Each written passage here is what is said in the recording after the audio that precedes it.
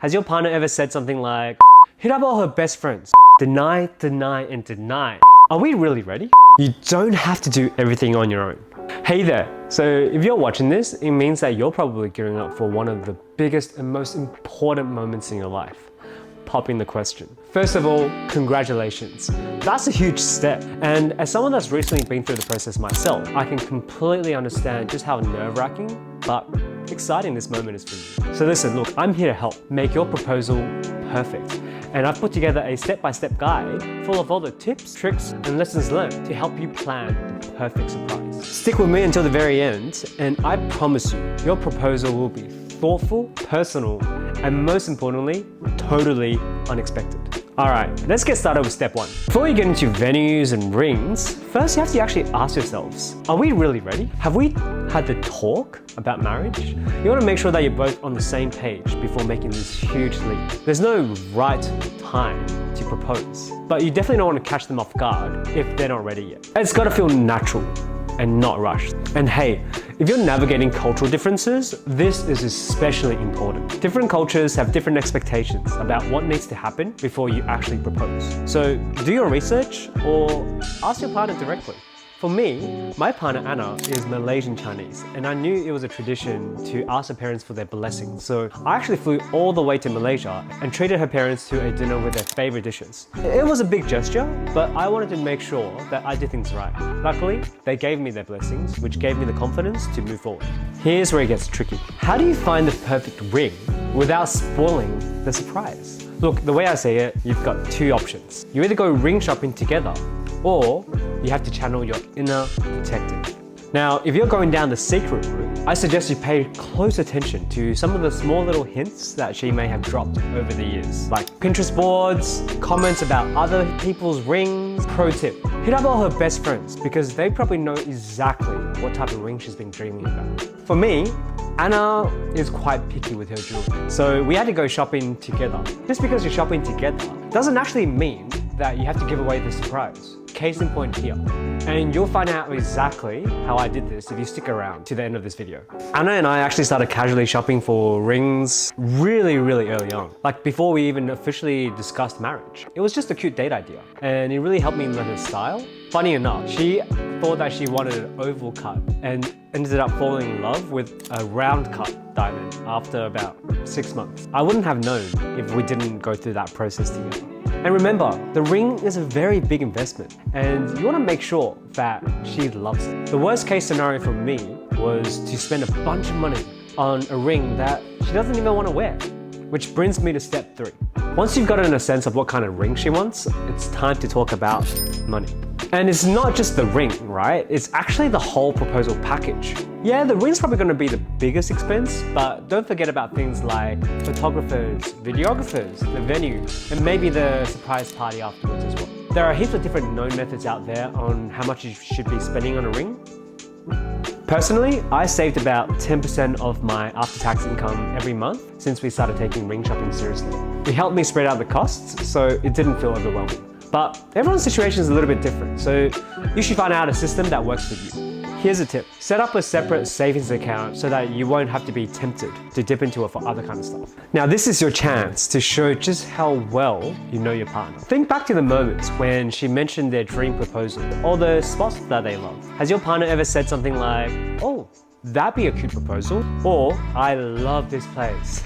It doesn't need to be something that's really extravagant. It just has to be meaningful.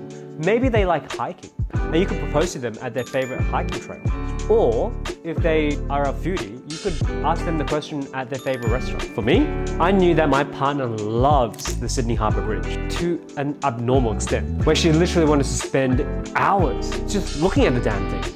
So I knew that I had to find the perfect spot with a killer view of the bridge just to pop the question. Also, since Anna's an Instagram content creator, I knew that I needed to find a place that would look great in photos, but still felt intimate. The key is to keep it meaningful and personal.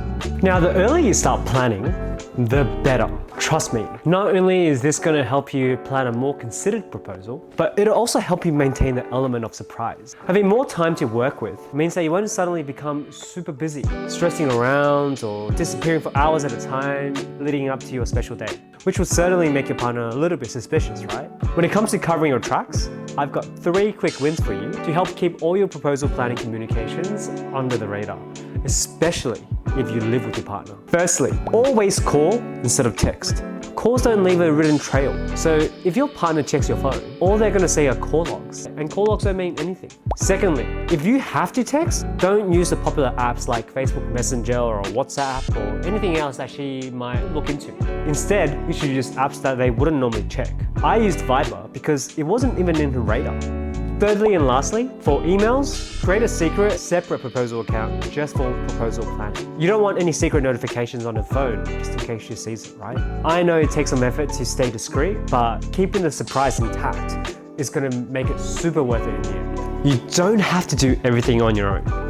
And if your proposal was a bit more on the elaborate side, you probably can't do it by yourself. I highly recommend bringing in either a professional proposal planner or a trusted friend or family member to help you with logistics, like setting up the proposal venue or arranging a post-proposal party. For my proposal, I actually hired a professional planner because my idea was to fake a paid Instagram collaboration.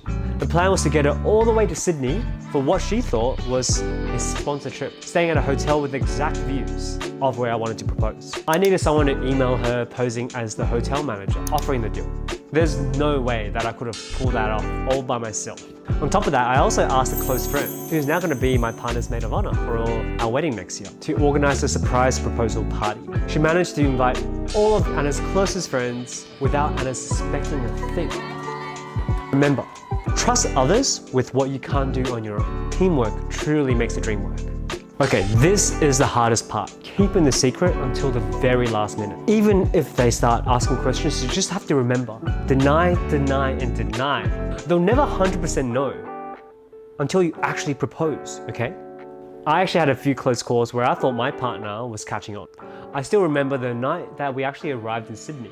She actually asked me whether the hotel sponsorship, for whatever reason, was actually all fake. That was all part of my plan to propose to her. I just kept denying.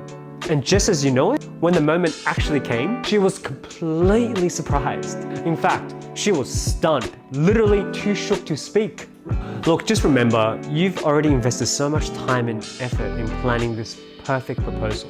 Now it's time for you to enjoy the moment. Stay confident, trust your plan, and just let everything fall into place. You've already thought it all through, so now all you have to do is follow through and trust the process. Thank you for sticking around in this video until the very end. I really hope that this guide helps you plan the perfect proposal for your special somebody. If you found this guide helpful, I would really appreciate it if you could hit the like and subscribe buttons. I post weekly videos on every hump day about traveling, exploring, and living intentionally without quitting the 9-to-5. Now, for those who've actually already proposed and popped the question, I would love to hear your stories and any tips that you may have in the comments below. And for those who are actually gearing to do your proposal very soon, I just want to say good luck, you've got this. All right, see you all in the next video.